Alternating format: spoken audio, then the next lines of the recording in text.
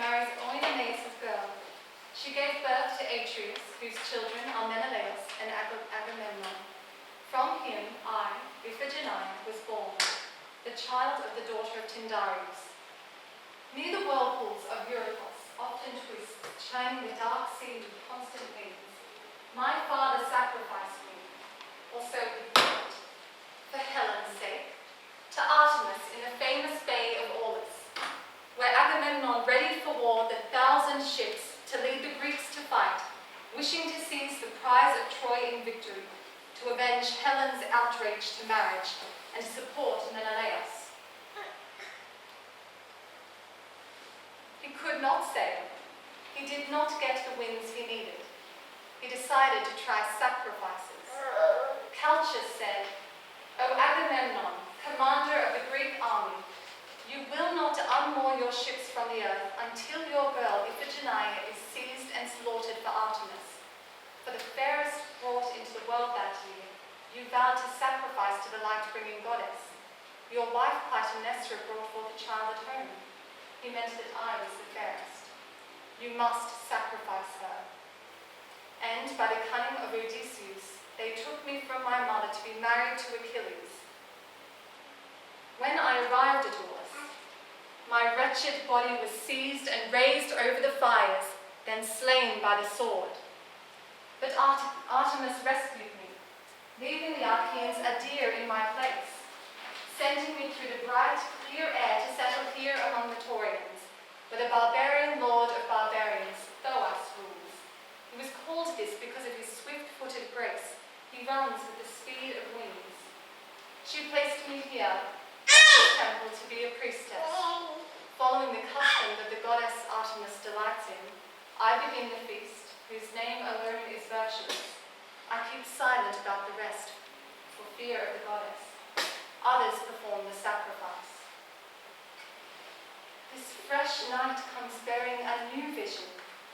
I'll tell it to the air if that is any kind of cure. In my dream, I seem to be delivered from this land, living in Argos, sleeping in my maiden chamber. The earth was shaken and tossed about. I fled outside and watched the cornices fall apart, all the house fallen in ruins, the whole roof hurled to the earth right from the top. It seemed to me a single pillar of my father's home was left. Yellow hair came from its peak, speaking with the voice of a man. And I, performing my duty of guest slaying, sprinkled water upon him, preparing him for death. I grieved as I did it. I understand my dream to mean that I began the rites for my Orestes, and he is now dead. For male children are the pillars of a house, and those whom I throw the holy water on must die. Now I wish to pour libations for my distant brother. For this I am able to do with the help of a few Greek women, given to me by the master of this house. But for some reason they are not yet here. I'll go inside my home, the temple of the goddess.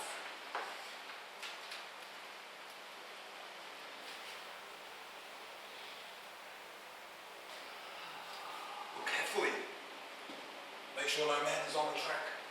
I am looking, turning my eye in all directions. Iles, do you think this is the temple of the goddess? I Is that do. voyage from Argos aimed for? I do, Orestes. You should too.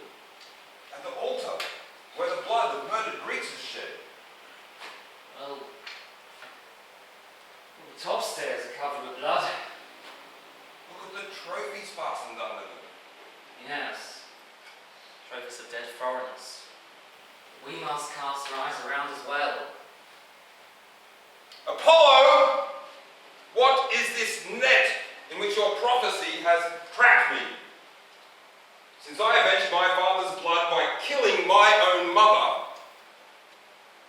the constant attacks of furies have driven me in exile from my home. I have run the many turns in this race. I went and asked how I might come to an end of this frenzied running around and of my suffering. You said, come to this land of the Taurians, where Artemis your sister has an altar, and take by craft or by luck the statue of the goddess which they say fell from the sky to this very temple. And when the dangerous task is ended, give it to the land of Athens. After this, there were no orders. Fulfilling that command, I would receive rest from my toils. Well, I am here, persuaded by your arguments, a stranger in this inhospitable place. And I inquire of you, Euripides, for you share this task with me. What can we do? You see the walls are high all around. Shall we climb the temple using scaling ladders? How could we not be seen? Should we free the bronze door with a bar? Would no one know? If we are seized in the entrance trying to open the doors, both of us will die.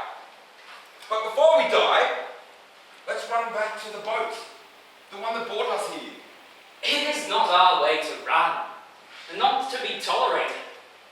It would be cowardly to go against the oracle of a god. Let us take ourselves from this temple and hide in some dark cave washed by sea spray, far from the ship. For if anyone sees the harm and tells the kings, they will take us by force. As soon as the shadowy eye of night approaches, we must venture to take the polished statue from the temple by any means necessary. Look, we can go down through an empty panel. The best endure their sufferings. The cowardly are nothing and nowhere. We did not row such a long way to reach our goal, only to give up and go back home. You speak well. I am convinced. We must withdraw to the cover of earth so we can hide. I will not let a divine oracle fall useless. We must venture. No toil gives the young an excuse to shirk.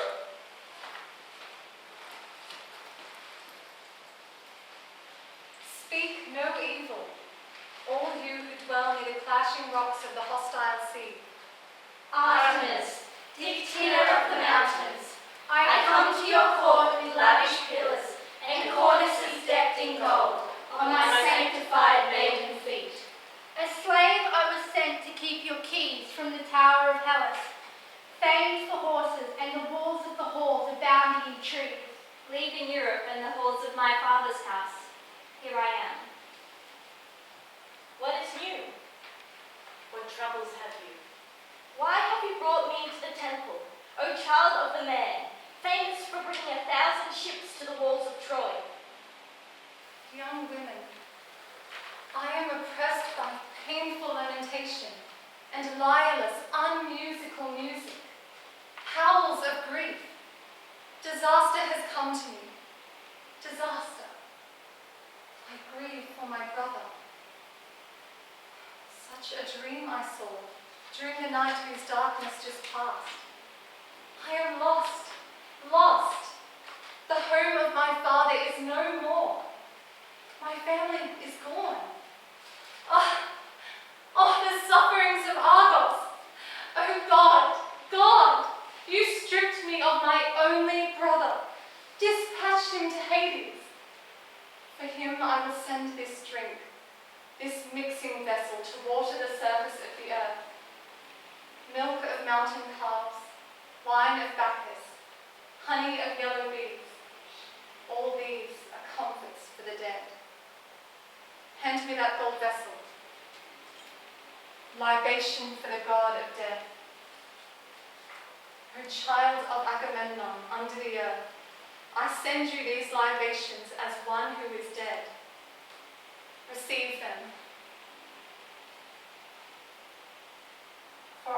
bring my yellow locks of hair to your tomb.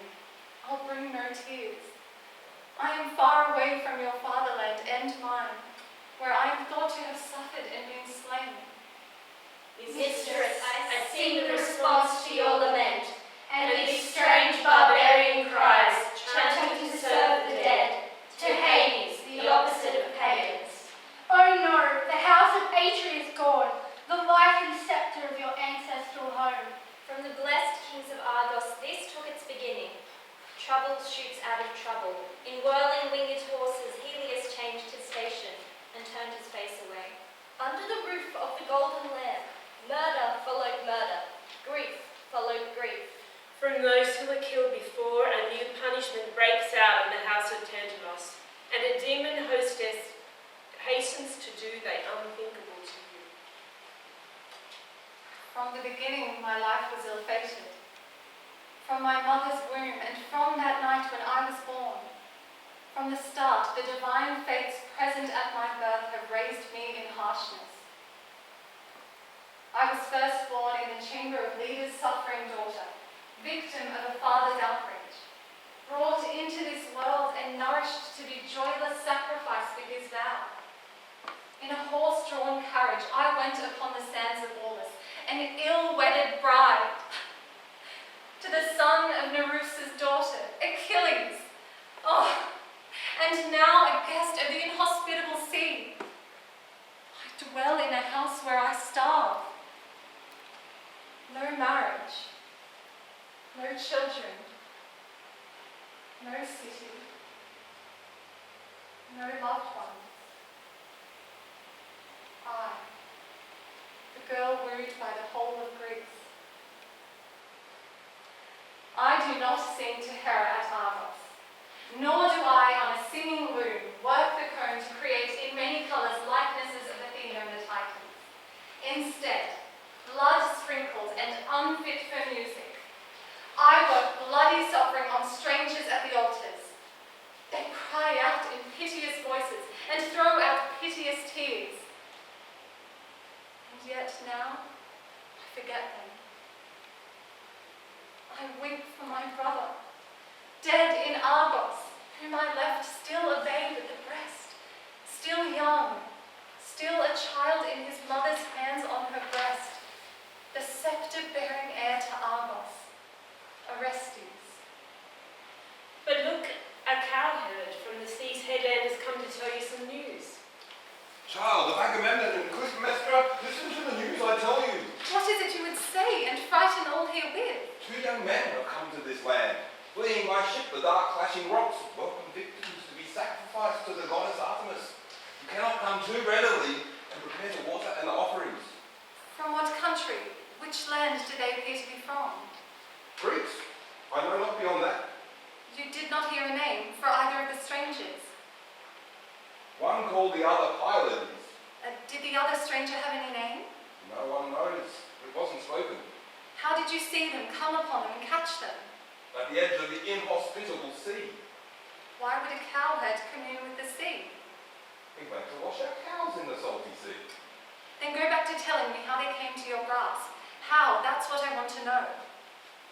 Or as we were herding our woodland cattle to the sea, which flows by the clashing rocks, there's a hollow in the cliff, rent asunder by beating the waves. A purple fisher's chamber. Here, one of my fellow cowherds saw 2 young men and ran back to the headland on his toes. Don't you see? He said. There are daemons sitting there. One of us, a God-fearing man, held up his hands and prayed, "O son of the sea goddess, Leucothea, protector of ships, Lord Palamon, be merciful to us, whether it is the twin sons of Zeus seated there on the shore, or the darlings of Nereus who fathered a chorus of 50 well-born Nereids." Another, who was bold and lawless, laughed at his prayer.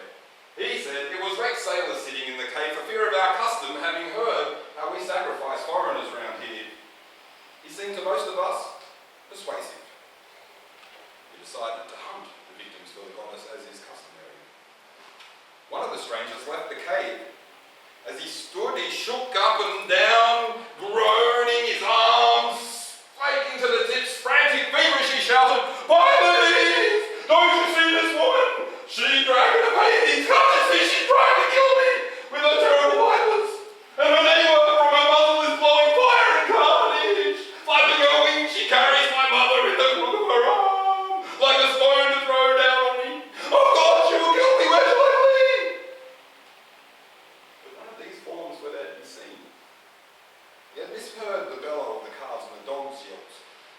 which we thought were uttered by the Furies.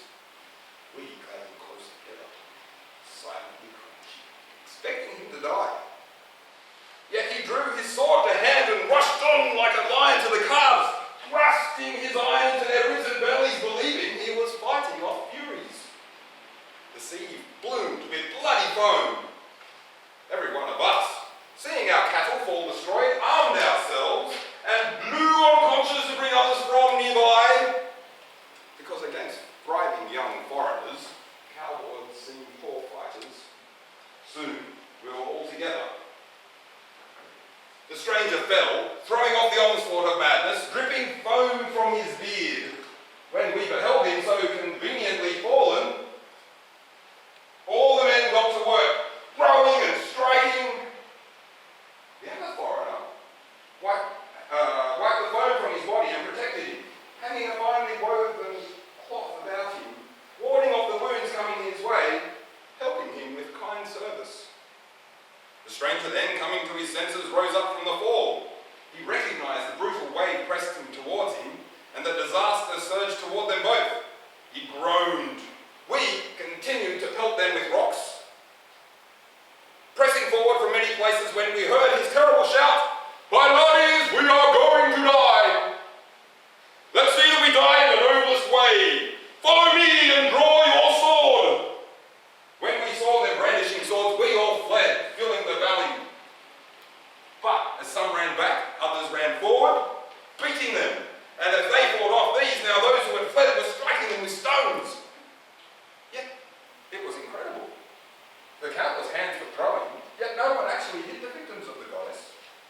We scarcely took hold of these brave men, surrounding them and knocking the swords from their hands with stones, making them sink their knees to the earth, exhausted. We took them to the Lord and Protector of this land, and seeing them, he sent them to you as fast as possible for consecration and slaughter. You've prayed, young lady, for such victims to be brought to you. If you can dispense with such foreigners, priests will be punished for your murder.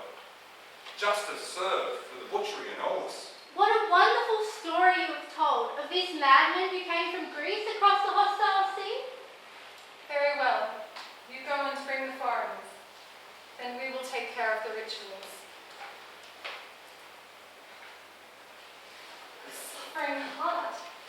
Before now I was calm, and always prone to pity for strangers, giving out tears in proportion when you took Greek prisoners. Now, since these dreams have made me savage, you will find me hostile whoever you are that come. But as yet no wind of Zeus has arrived, no ship around the clashing rocks leading Helen, who caused my death, and Menelaus, so I could have avenged my death, paying her back for my sacrifice at Aulis, where the Greeks took me like a calf and cut my throat. And my father, the one who slaughtered me. Oh no, I cannot forget that evil. I raised my hands to his cheek, hanging on the knee of the man who brought me into this world, saying to him, "Father, you have led me as a bride to a shameful wedding. As you kill me, my mother and the other Argive women are singing prayers. Pipe music is all through the house, and you are destroying me." Achilles is then in Hades, not the son of Peleus. When you offer him to me as a husband, brought by a carriage to this bloodiest union, you carried off your plan. I covered my eyes with a small veil. I had not gathered my brother in my arms. Now he is dead. Through modesty, I did not kiss my sisters. Thinking I was going to the house of Peleus, I put off many embraces, till later when I would be back in Argos again. Oh, suffering Orestes, if you are killed, what a fine heritage from your father you have lost. As for the wisdom of the goddess, I loathe it. When mortal men touch blood or childbirth or handle a corpse, she keeps them from her altars, considers them foul. Yet she herself enjoys her human sacrifices. In no way could she have been born by Zeus' consort, tall Leto, to be so stupid. I do not trust the story of Tantalus' banquet for the gods, delightfully eating children. Those here are murderers themselves, and I believe they project their own depravity onto the goddess. I don't believe that any deity is evil. Dark, dark meeting place of the sea, where the gadfly flew from Argos, across the unfriendly sea swell, crossing from European to Eastern land. Whoever are these who have left the abundant waters and green reeds of the Euripides, or the holy flow of Jersey, and arrive in the inhospitable land, where for the maiden daughter of Zeus, the blood of men soaks the altars and the pillars of the temple? Have they, with rushing, double-beating pine oars, sailed over the waves of the sea, in their boat, with sail-wafting winds, competing to fill their homes with riches? For beloved hope becomes suffering to mortal men, insatiable for men who bring back the weight of wealth, wandering the swell of the sea, walking amongst barbarian people with a single purpose. But For some, their judgment of prophet is wrong. For others, it comes in plain sight. how did they pass the clashing rocks? How did they track past the sleepless shore of Phineus's harpies, surging across the beach of Amphitrite, where 50 maids of Nereus dance in round and celebrate with song? How did they go? With breeze-filled sails, with hissing oars towards the stern? By southern wind, or by the breath of the west wind, to the land where birds are abound on the bright shore, and Achilles has his loveliest running course by the inhospitable sea. I pray with my mistress that Leda's beloved child Helen would happen to come here leaving the city of Troy. So her dewy loose hand might have a ring of blood, her throat cut and turned to die at the hands of my mistress. She is bound to pay in balance. I would gladly receive news from Greek land that a sailor has arrived to bring an end to my wretched slavery. I dreamed I stood in my home, in the city of my ancestors, enjoying joyful hymns, and sharing the grace of happiness. But here with hands bound tightly hung two youths, victims for the goddess. Friends, be silent, for the elite of the Greeks indeed come close to the temple. The herdsman did not lie. My lady, if this city's rites are pleasing to you, receive these offerings which our own laws declare unholy. So be it. You, untie the strangers, deem holy they should no longer be captive. Then go into the temple and make ready all that is required and expected. Pity. Who is the mother that bore you? The father, the sister? Do you happen to have a sister? To be bereaved of two such young men, she will be without a brother now. Who can know if this will be such as his? Who can know if his fortune will be such as this? For all the coming events of gods are obscured. No one knows anything. For fortune leads us sideways and into stupidity. Where do you come from, miserable strangers? You must have sailed a long way to this ground, and you will be a long time under it, far from home. Why this grief? Giving yourself pain over troubles that are mine? Woman, whoever you are. Indeed, I do not think it wise for one planning on killing to attempt to subdue the fear of death with pity. Nor he who pities himself his Hades is at hand, and there is no hope of deliverance. He ties two wrongs into one, making himself look ridiculous and dying all the same. Do not sing us laments.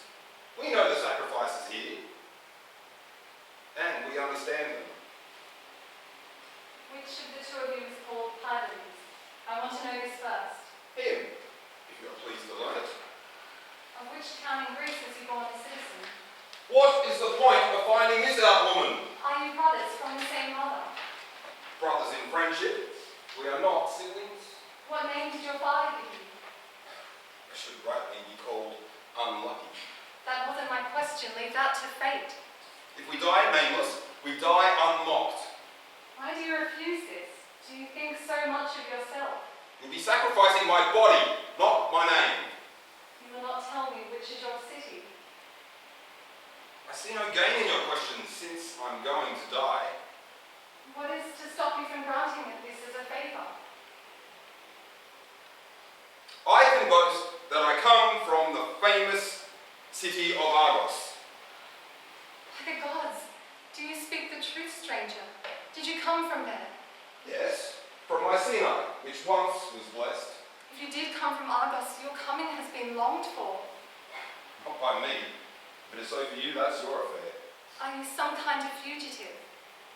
I am, in a manner, an exile, both willingly and unwillingly. Would you speak of something I wish to hear? It'll make no difference to my bad luck. Do you know of Troy, perhaps? It is spoken of everywhere. I wish I had never had, even in my dreams. They say it is no more, destroyed by war. It is so. You heard no fruitless report. As Helen arrived back in the house of Menelaus. She is there. Her coming was evil for one of mine. And where is she? She owes me too a debt for what she did to me. At Sparta, in her old home, with her old husband. Oh, repulsive woman! To all Greeks, not me alone. I too have had some enjoyment from her marriage. And to the journey home of the Archaeans, was it as I was told? Your questions draw everything together. Before you die, I wish to benefit from you. Ask. Since you wish it, I will answer. Did Calchas the seer come back from Troy? Dead, according to Mycenaean stories. Oh, mistress, how perfect! And what of the son of Laertes? Not yet reached home, but still alive according to reports. May he stay lost and never return to his homeland. Don't pray so. All goes badly with him. And is the child of Thetis, daughter of Nereus, yet living? He is not. It was a wasted marriage he made at Argos. And treacherous as those that happen to know. Who are you? You are well versed about Greece. I am from there. I was lost as a child. Then you are right to know. To know what's happening there. What of the general they call blessed? Who? I don't know of the blessed one. So they spoke of Agamemnon, son of Atreus. I don't know. Leave this alone. No, by the gods! Speak and answer me, stranger. The miserable man is dead. His house is ruined. Dead. By what disaster? Sorry. Why do you lament? Was he a relative of yours? I groan for he who was happy before. It was terrible. He was slaughtered by his wife when he got home. Oh, how sorrowful. For she who slaughtered and he slain. Now stop there! Don't ask any more. Just this. Does the poor man's wife still live? She does not. The child she brought into the world killed her himself. Oh, house of ill fortune! Why did he want to do that? To avenge the death of his father! He exacted a very just wrong. And he gets no prosperity from the gods despite his justness. Has Agamemnon left any other child in his house? One maiden, Electra, is left. What of the daughter who was sacrificed? Any news of her? None, except that she's dead and sees no light. How miserable. This murdered child and the father who killed her. She died a thankless death for the sake of an evil woman. The son of this dead man, is he in Argos? He is unhappily nowhere and everywhere. False dreams, farewell. You were nothing. Nor indeed are the gods more trustworthy than feathered dreams, although they are called wise. Oh, what of us? What about parents? Are they alive? Dead? Who can tell us? Listen. I just came up with a plan. It is to your advantage, O stranger, and to me it is ideal. So in this case, it is pleasant to have the best outcome for all. If I could save you, would you be prepared to take a message from me to Argos, to my family, bearing them this tablet written by a captive who pitied me? He did not view me as guilty of his murder. He considered it just. I have had no one to bear my message back to Argos and to take my letter to one of my family there. You don't seem so low-born, and you know my Sinai and those I love. Save yourself and take a just payment, your rescue for bearing this light letter. Since the city compels this, your friend must be a sacrifice. You speak well, but for one thing, the slaughter of this man would be a heavy burden on me, for I am the captain of this disaster. He has shared this journey because of my hardship. It would not be right to lead him to destruction just to do you a favour and let me escape from my misfortunes. But let this happen. Give your tablet to him to take to Argos, and so you will get what you want. Whoever wishes can kill me. To throw a friend into misfortune is the worst disgrace. This man is also a friend who I want to save as much as myself. What excellent nature! Such a noble root you were produced from. A true friend to your friends. I hope my brother is just like you, stranger, for I am not without a brother, except that I don't see him. Since you wish this, I will send your friend here to bear this letter, and you shall die. You seem to have a great willingness for this. Who will take on this dread duty and kill me? I have this duty for the goddess. An enviable young woman, not lucky. But I lie under a compulsion, which I must obey. You, a woman, will kill a man with a sword. No, but I will pour the sacrificial water over your head. Who will be my killer if I'm allowed to ask? There are men to do this task within the temple. What kind of funeral will I receive when I die? The divine fire within and a wide split in the rock. If only my sister could prepare me with her hands. You pray a useless prayer.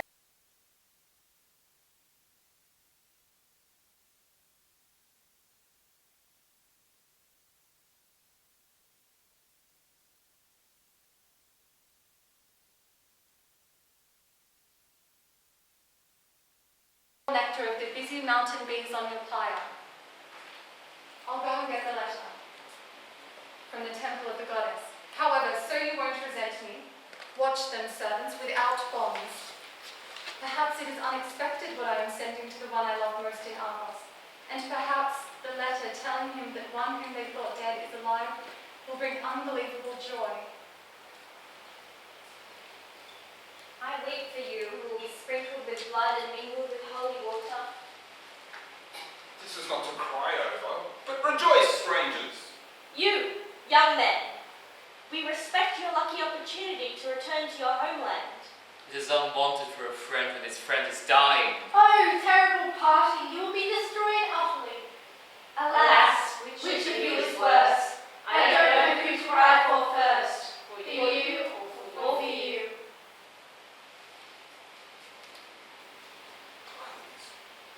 By the gods, are you getting the same impression as me?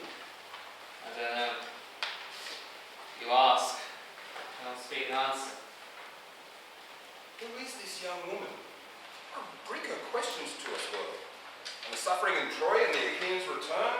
Of Calchas, wise in birds, and famous Achilles? And how she pitied poor wretched Agamemnon, and asked about his wife and children. This strange woman is from an Argive family. That is why she's sending the letter and trying to learn more, as if when Argos does well, she shares in it. You speak a little before me. Let me speak my words. Except one thing. All men know the troubles that befall kings. When people talk about, another idea has come to me. What?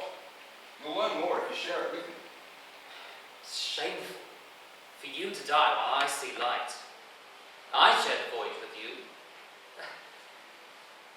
I should share death.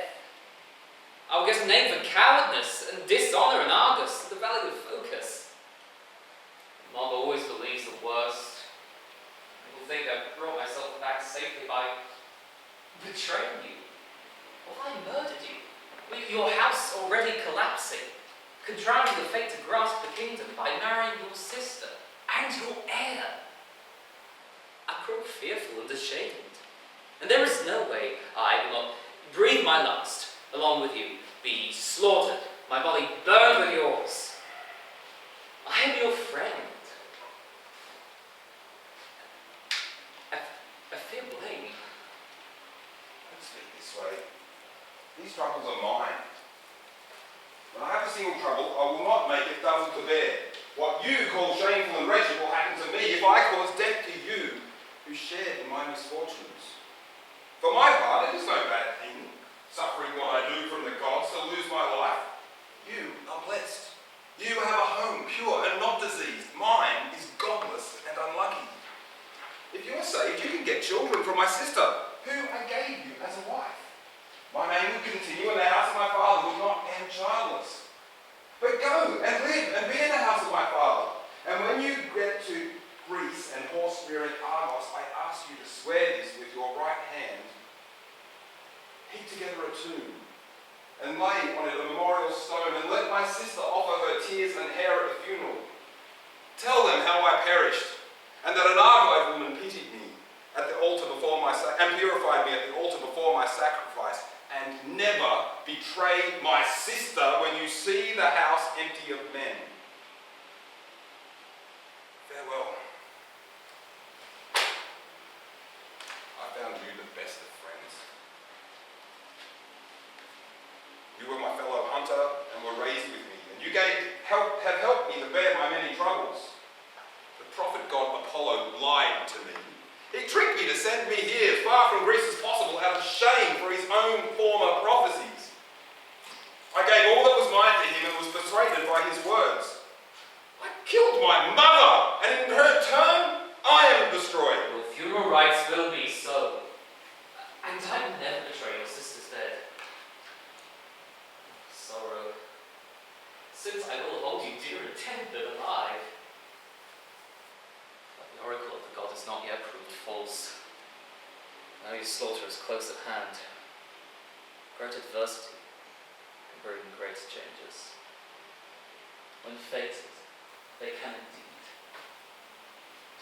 Son, Apollo's word is no help to me now. The woman is coming out of the temple. Go away from me now. Go inside and attend to those who will perform the slaughter. Here are the many folded leaves of the letter. Stranger, listen to what I wish. No man is the same in hardship as when he falls out of defeated courage. I am afraid that the man who bears my message to Argos will forget what I have asked when once he reaches his home. What then do you want? What is necessary? Let him swear an oath that he will carry this writing to Argos, to the family I wish to send it to. And you will give your word in return? To do or not do what? Explain. To send him alive from this barbarous land. What you say is right. How else would he give my message? And the king will agree to this? Yes, I will persuade him and put him on board the ship myself. Swear it. And you, begin a solemn oath. I shall give, you must say, this letter to your loved ones, I will give this letter to your family. and you will carry it safely past the dark rocks. On which god shall you swear? Artemis, in whose temple I hold office. I, on holy Zeus, master of heaven. And if you forget your oath and do me wrong, May I never return home. And what if you don't save me? may I never set foot in Argos as long as I live. Listen now to a thought I have developed. Share it then, if it is good. Give me this exception. If something happens to the ship, and the letter gets lost beneath the waves of the supplies, that this oath is no longer binding. But I know what to do. Since many things get lost at sea, I will tell you what is written in the leaves of the letter so you can report it to my family. That is not likely to fail. If you get the letter there safely, it will silently tell what is written. But if it's lost at sea and all you save is yourself, you'll save my words for me. What you say is good, for you and I. But tell me to whom I shall bear this letter. What shall I say I heard from? Report to Orestes, child of Agamemnon. She who was slain at Aulis sends this. Iphigenia is alive, though to them she is yet dead. Where is she? Has she returned from the dead? You see her in front of you. Don't distract me from the point. Bring me to Argos, brother, before I die, from this barbarous land, and release me from the sacrifices of the goddess in which I have responsibility for slaughtering strangers. Pylades, what shall I say? Where do we find ourselves? Or I shall curse your house, Orestes. You can learn the name by hearing it. Oh, gods! Why do you call on the gods while I'm talking? No reason. Carry on. I went off another way. Soon, without asking, I will hear something incredible. Say, the goddess Artemis replaced me with a deer, saving me which my father sacrificed, seeming to strike me with a sharp sword, and she placed me here in this land. That is everything that's written in the letter. Oh, you have bound me with easy oaths. What you swore is fairest. I won't take much time to fulfill the oath I swore.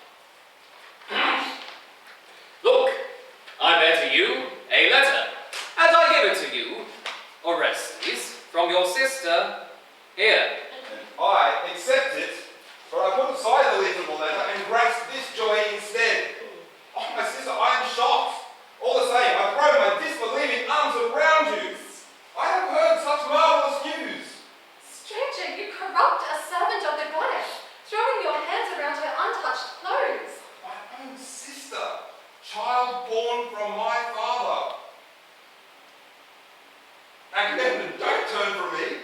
The brother you did not believe you would ever hold. You, my brother, won't you stop this talk? He lives in Argos or Nauplia. Misguided woman, that's not where your brother is.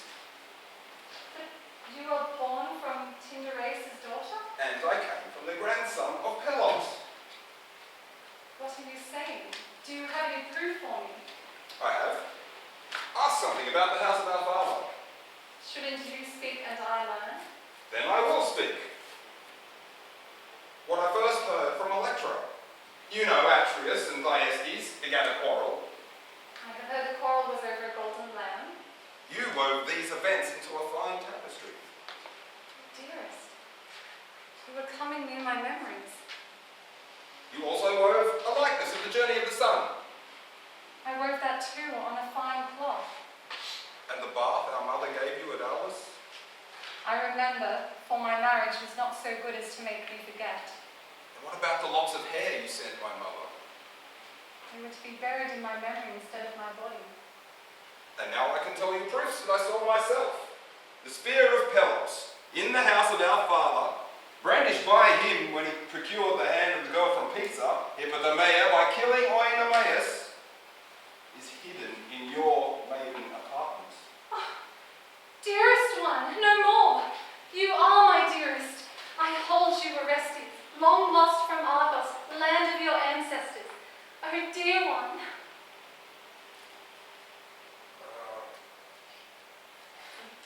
And I hold you, who I imagine had died. A tear falls down, a cry of joy, to wet my eyes and yours. I left you a babe in arms, a nursing infant, a newborn in the home. Almighty fate, you have been more kind to me than words can express. What can I say? I have come upon things beyond wonder. From now on, we will be fortunate together. I have grasped marvelous joy, dear friends. I fear it will fly out of my hands and into the air. Hail, Cyclopean house. Hail, beloved fatherland, my Sinai. I am grateful for this life. I am grateful for your nurture, for bringing up my brother a light in the palace. In family, we are lucky, but in circumstances, sister, our lives have produced misfortune. I know, unhappy me. I know how my troubled father held the knife to my throat. See, interesting to see you there, though I wasn't there. Unsung by wedding songs, brother, I was led to the trap of Achilles' marriage bed. At the altar there were tears and weeping. Oh, the sacrificial waters poured in that place. Humble too, but our father's courage to do that. Unfatherly destiny was my fate. But other things are coming to light by the guidance of some daemon. Faithful woman, you destroyed your own brother. How miserable I was in my terrible resolution. Terrible things I ventured. I ventured terrible things. Oh, my brother, you escaped only a little and unholy death, slaughtered by my hand. And what ending would have come then? What fate will I meet with? What means will I find for you to send you from blood-stained exile back to your homeland Argos before the sword draws blood from you? This, my unhappy soul, you must find out. Will it be by land? Not by sea, but by rush of feet, drawing near death as you pass barbarous tribes and on impassable tracks.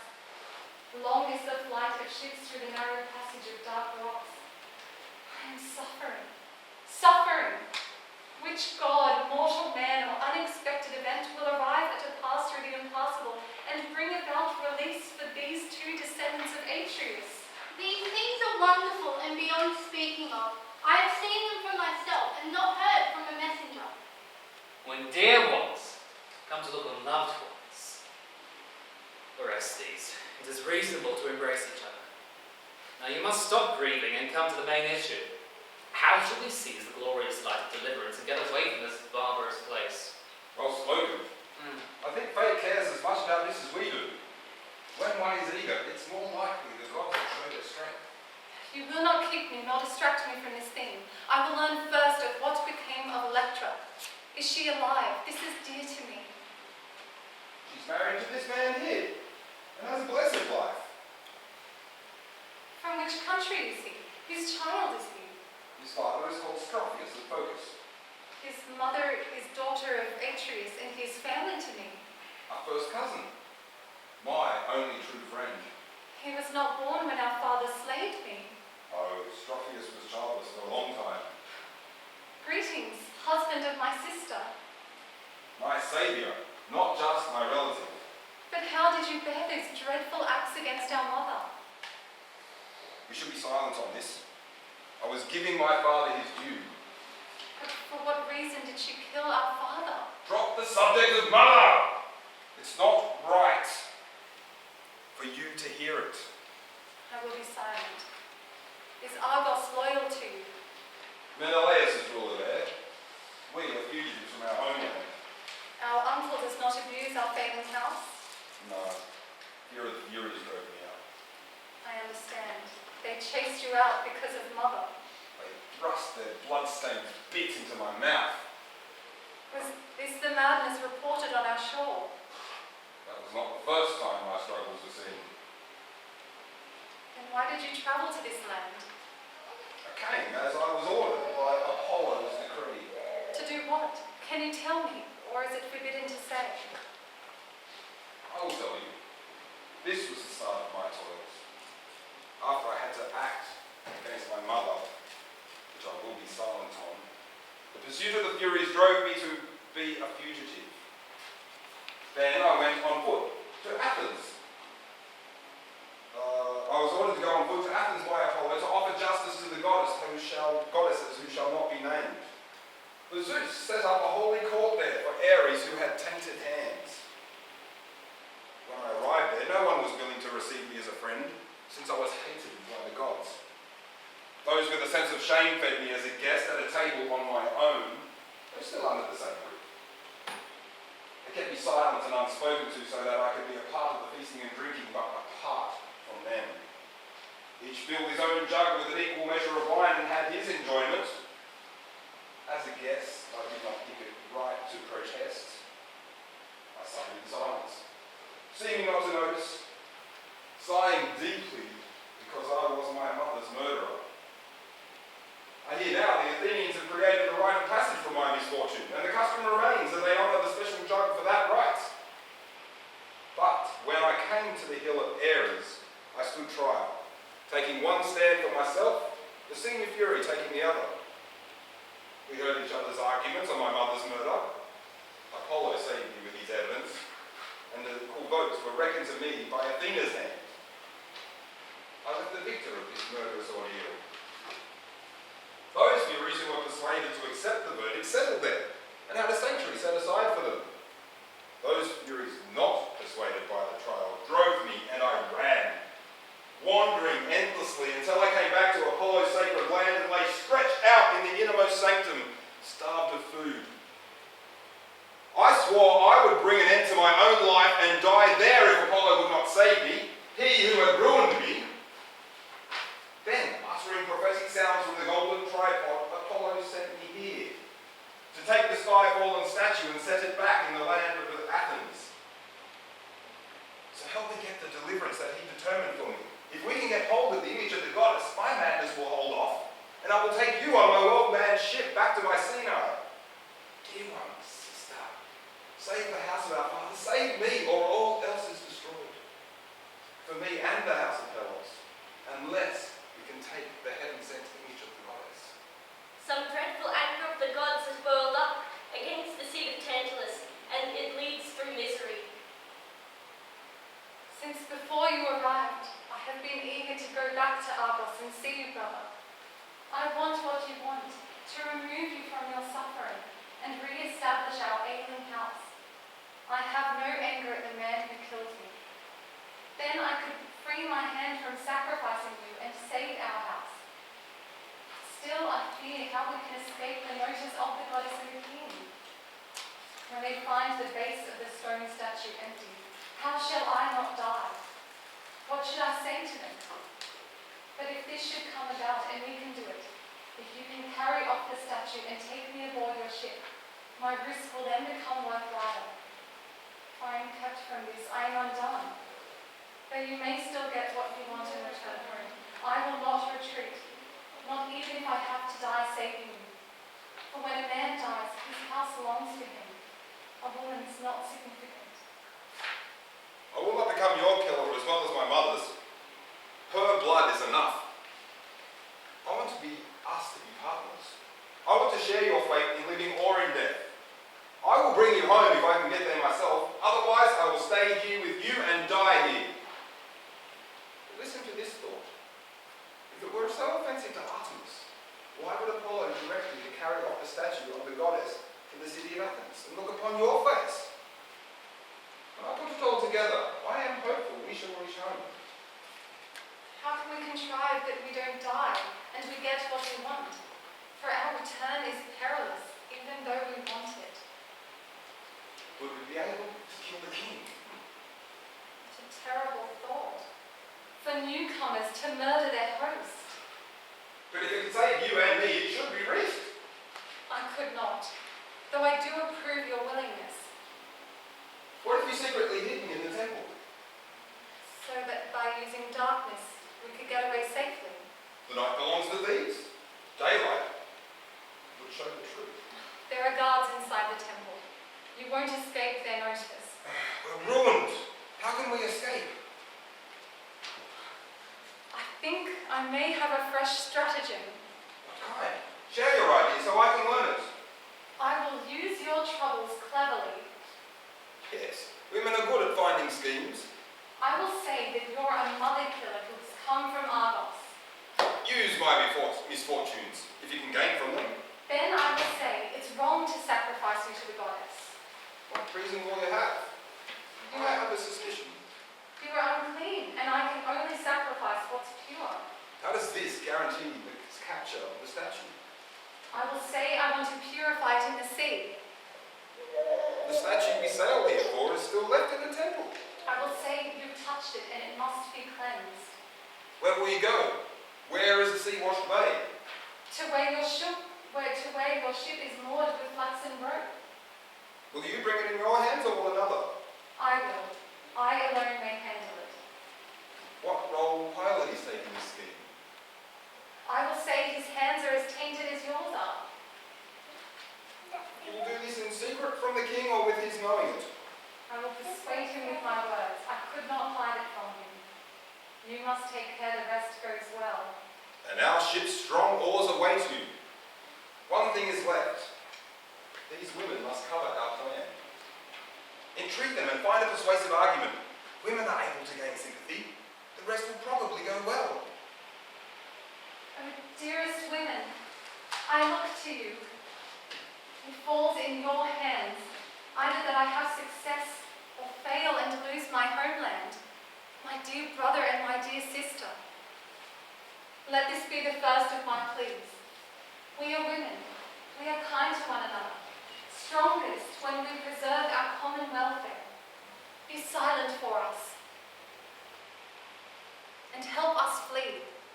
A well-managed tongue signals one's honour. See how fate deals with us three friends. Either go back to our fatherland or die. If I survive, then I will get you to Greece, home to Greece, and you will share in our happiness. By your right hand, and yours, I beg you, and you, by your dear cheek, and you by your knees, and by your most beloved at home. What do you say? Will you be silent or not? Speak out, for if you do not agree to my plan, both I and my poor brother will be dead. Have courage, dear mistress, and save just yourself. I at least will be silent about your whole plan. May great Zeus know it. May you profit from these words and come into good fortune. The task for you and you now is to enter the temple. The king of this land will be here in a moment to check whether the sacrifice of strangers has been carried out. O mistress, you who at the veils of Aulus saved me from the terrible hands of my father, save me now, and these too. Or else because of you, Apollo's prophecies to mortals will be no more true. Be gracious, leave this barbarous place for Athens. You clearly should not abide here when you are a city blessed by the gods. Halcyon bird, who by the rocky right edge of the sea, sing your sad fate, cries that are understood by the wise. You sing these songs in longing for your spouse. I throw myself beside you in your lament, an unwinged bird, pining for the gatherings of the Greeks, longing for the birth-bringing Artemis residing by Cynthian hill, and the luxurious leaves of the date palm, and the flourishing laurel, the sacred shoot of the green olive, beloved by the children of Leto, and the pool that swells around, there the melodious swan attends the muses. Oh, the many streams of tears that fell on my cheeks as the towers of my city were destroyed, and I was shipped by the oars of the troops of my enemies. Through bartering rich in gold, I came to this barbarous home, to attend the virgin priestess of the dear slain goddess, daughter of Agamemnon, at pillars at the altars where sheep are not slain. I envy those who are always ill-fated. They are not prisoners to their suffering, having never known good fortune. Change is painful, so suffering after good fortune makes a heavy life for mortals. And you, mistress, an Argive ship will take you home. The whistling of the wax-bound reeds of mountain-roaming Pan will urge on the rowers. Apollo, the prophet, will have the music of the seven-toned lyre, and singing he will bring you home to the fruitful land of the Athenians. You will leave me behind as you step in with the rushing oars, and the air that stays allows the sail to billow out over the bow of the speeding ship. If only I could go down the radiant road, where the fire of the sun rides in his horse-drawn chariot. I would stay the darting of the winds on my back, to above the chambers of my house. If only I could take my place in the choruses, when as a girl at high-class weddings I danced, whirling my feet around, among my dear mother's peers, in contest of refinement and richly adorned hair.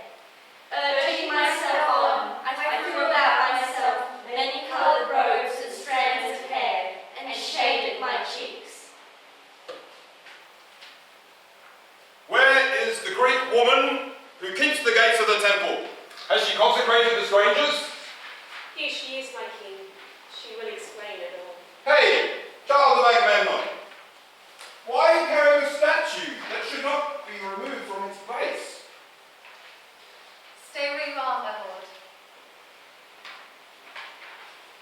What is it, Iphigenia? What has happened in the temple? I won't say it for sake of holiness. What you hint at is strange. Speak clearly. Those you caught as victims for me are not clean, my lord. What showed you this? Or are you telling me a guess? The statue turned away into place. Did it move on its own? Or by the shaking of the earth? It did it of its own, and the image closed its eyes. Why? What's the reason? Are the strangers unclean? This, nothing else. They have done terrible things. Did they kill a Taurian on the shore? They brought blood guilt here from within their family. What? I desire to learn this. Their mother killed by both of their swords. By Apollo! Not even a barbarian would dare to do that! They were chased and driven from Greece And this is why you're taking the statue out. to the pure, fresh air to place it apart from the murder. How did you come to know of the stranger's pollution? I questioned them when the statue turned away. Greece brought you up in wisdom. You are very perceptive. They gave me information, an attractive bait, With pleasant news of what is happening in Argos. that my only brother Orestes is prospering, So that you would save them in gratitude for the news. and that my father lives and governs well, Obviously you took the side of the goddess. on account of my hatred for Greece that destroyed me. In that case, what should we do about the strangers? Tell me. We must honor the law set down. Well, aren't your sword and holy water at work? I wish to cleanse them first with a pure ritual wash. In flowing springs or in sea spray? The sea washes all human evil, Then they would be more holy victims for the goddess. and what I do would be more fair. Don't waves fall near the temple? Privacy is necessary. We'll be doing other things there. Well, then go where you must. I don't wish to see secret things. I must also cleanse the statue of the goddess. Of course. If the defilement of matricide is being cast on her, I would not lift her from the base otherwise. your reverence and foresight are proper. Do you know what I want to happen now? That is for you to indicate. Put bonds on the strangers. Where would they flee to? Greeks can't be trusted. Servants, go fetch ropes. Have them bring the strangers outside as well. Let that be so. Cover their heads with cloth. Before the flaming sun, Send some attendants with me. these shall go with you. And send someone to tell the city What are they to do? everyone must stay in their homes. So they do not meet with pollution. Such things are foul. You, go and inform them. No one must come in their sight. How well you care for our city. And my friends most. You mean me. And those I love. How rightly the whole city admires you. You should stay here before the temple. And do what? Cleanse the temple with sulfur. So it is clean for your return. When the strangers are brought out, What should I do? place cloth over your eyes. So I won't see the guilty ones. If I seem to take too much time, What limit should I set? don't be surprised. Go at your leisure. And conduct the goddess's affairs as best you can. And the cleansing fall out as I wish. So I pray too.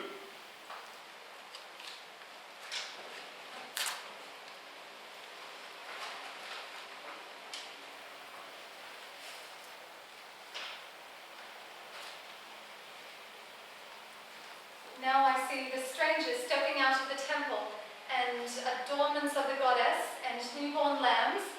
So with blood, the stain of murder can be washed away, and bright torches, as well as the other things I asked for to cleanse the goddess.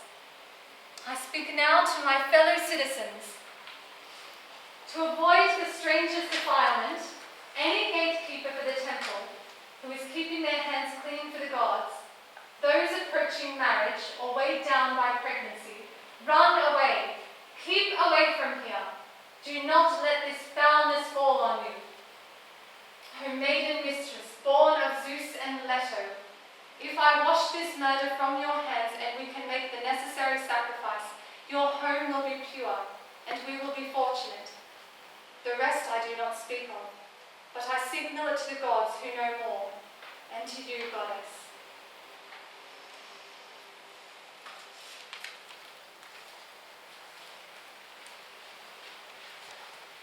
Noble is the child born in Leto, who once in the fertile grotto of Delos gave birth to golden-haired god. He who is skilled in the lyre and takes joy from the straight aim of a bow.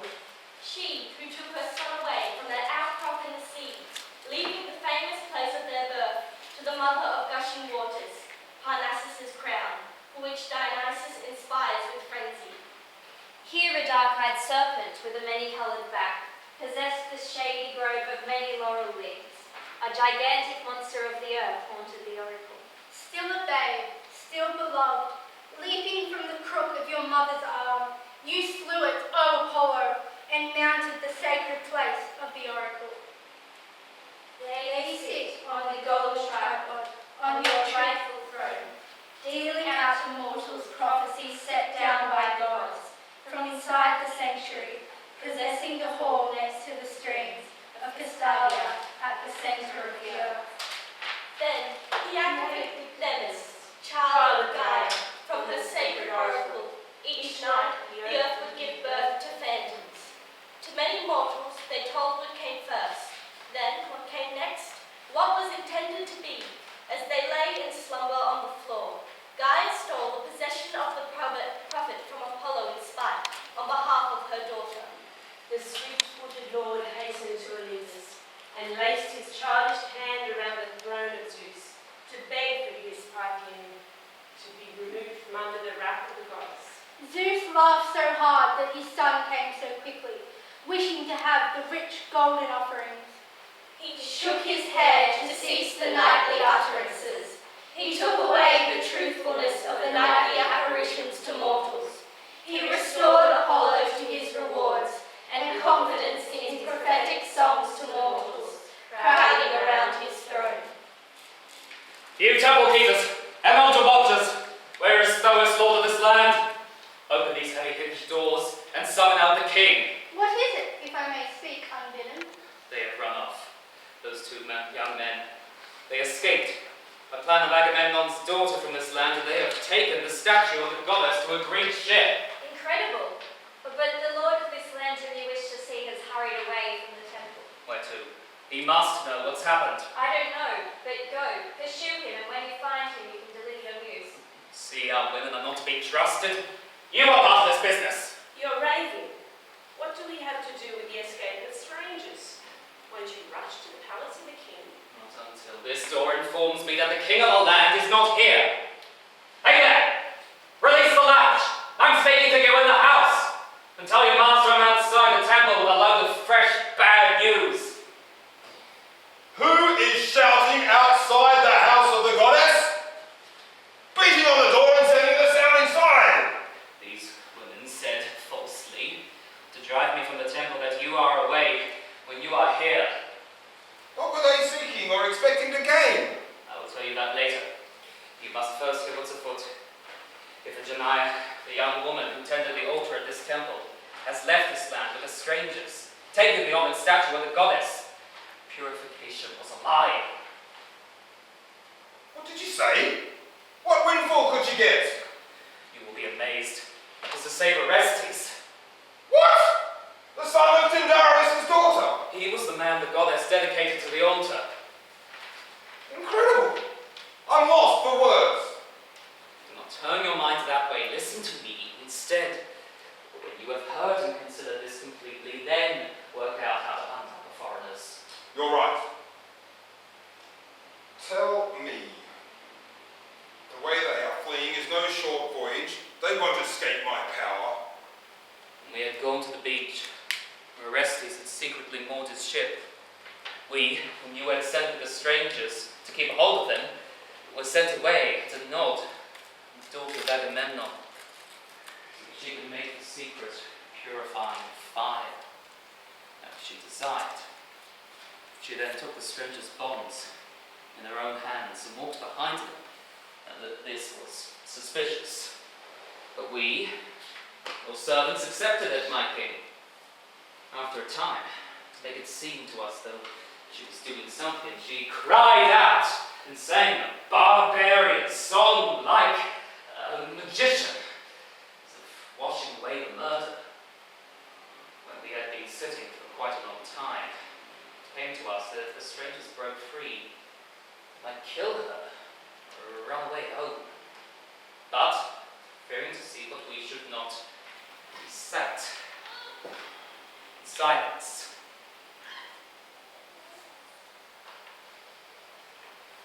At last, we were all of the same mind, to go after them, but we weren't permitted. And we saw the hull of a Greek ship, and 50 sailors ready to row. The 2 young men, now set free, stood near the stern of the ship. Some held the prow with poles, others hung the anchor to the catheads. Some quickly brought down ladders and lowered them into the sea from the stern for the Greek woman. We were reckless. When we had seen her treacherous plan, we grabbed the woman round the stern cables and tried to yank out the tillers through the rudder ports. Words passed between us. What reason have you to steal and carry overseas the goddess statue and the priestesses? Who are you? Whose son to smuggle this woman from our land? And he replied, "Know that I am Orestes, her brother, Agamemnon's son. I am taking my sister to rescue her, she who was lost from home." Still, we did not yield our hold on the foreign woman and tried to force her to follow us to you. So we got these terrible blows in the sides of our faces. We had no iron to hand, nor did we. So we struck with fists, and both the young men kicked their feet into our limbs and our ribs, until our limbs seized up, we could not move. Stabbed, the terrible marks on our faces, we fled the cliff. We bore bloody wounds, some on our heads, others on our eyes. Then, taking a stand on the hill, we fought, more cautiously, and threw rocks back at them. But we were locked in with arrows, shot from the archers standing on the stern. We had to retreat. Then, a terrible wave ran the ship towards the land. The lady feared wetting her feet. So Orestes lifted her up on his left shoulder and stepped into the sea and sprang up the ladder, placed his sister on the ship, when the image of Zeus's daughter had fallen from the sky. And from the middle of the ship, a voice shouted, "All you Greek sailors, take up oars, beat the water into foam. We have the things for which we sailed through the clashing rocks and dangerous passage." Then, with a happy shout, they struck the water. The ship that was till then inside the harbour made progress to the mouth. But once it passed, it collided violently with a powerful wave. For suddenly, a terrible wind came and forced the ship astern. Steadfast, they kicked against the wave. Yet the inrushing wave pushed them back toward the land. Standing, Agamemnon's daughter prayed, "Daughter of Leto, rescue me, your priestess, to Greece from this barbarian land, and pardon my theft. Goddess, you love your brother. It is right that I love my kinsman too." And the sailors followed the woman's prayer by singing a paean, and at the command applied their naked shoulders to the oars. The hull came closer, closer to the rocks, while one man charged into the sea, another brought out loops of rope. My king, I was dispatched at once to tell you what had happened there. Go, take bonds and nooses in hand, for if the swell does not calm, the foreigners will have no hope of safety. The master of the sea watches over Troy, wholly decided, hostile to the house of Pelops. And now, it seems, he hands over Agamemnon's son to you and your people, to take in hand, and his sister, who did not heed the sacrifice lawless, caught, forsaken the goddess. Poor Iphigenia, You and your brother are going to die if you end up back in that tyrant's hands. All you citizens of this barbarian land, put bridles to your horses. Run to the shore to take the wreck of the Greek ship, and with the help of the goddess, hurry up and hunt down those impious men. While others hurry to drag boats to the sea, so that on land or sea we shall ride after them and seize them, and then we can throw them from some cruel cliff, or impale their bodies on sharp stakes. You women who knew about this plot, when I can take some leisure, I will punish you. Now, with this before me, I must have speed and not sit quietly. Where are you pursuing this chase, King Thoas? Hear the words of Athena. Stop this pursuit and sending out a flow of troops. Orestes coming here was destined by the prophecy of Apollo, fleeing the spite of the Furies, to bring his sister back to Argos and take the sacred statue to my land, to pass from suffering to relief. This is my news for you. Orestes, whom you expect to kill, catching him in the surf, already Poseidon by my influence, is making the sea calm so his ship may voyage over a tranquil sea. And Orestes, follow my command, for you can hear my goddess voice, although you are not here. Take the statue back along with your sister. When you arrive in God-built Athens, at the outer border of Attica, there is a sacred place neighboring the ridge of Charistos, named Halai by my people. There, build a temple to seek the image of the goddess, named for the land of Tauria and for the toils you suffered as you wandered Greece, maddened by the Furies. Artemis from then on will be praised as the Tauropian goddess. Then set this law: whenever people celebrate her festival, as compensation for your sacrifice, a sword should be held to the throat of a man and blood drawn, to give holiness and honor to the goddess. You, Iphigenia, are to serve the goddess in the holy meadows of Brauron as her key-keeper. You will be buried there when you die, and finely made clothes will be placed there for you, those that women who pass away in childbirth leave in their homes. Thoas, I command you to send these women of Greece out of this country because of their sense of justice. Orestes, remember I have now rescued you as once before when I judged equal votes on Ares' hill. This too shall be a law. The man who gets tied votes shall win.